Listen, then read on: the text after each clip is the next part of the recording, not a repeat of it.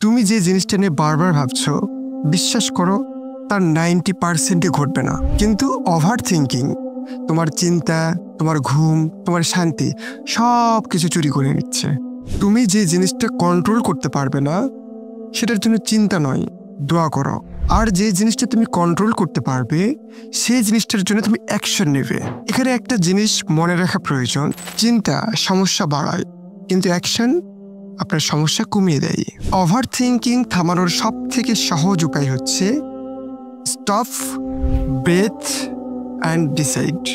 মানে হচ্ছে একটু থামো, একটা দীর্ঘশ্বাস নাও এবং ছোট্ট একটা সিদ্ধান্ত নাও।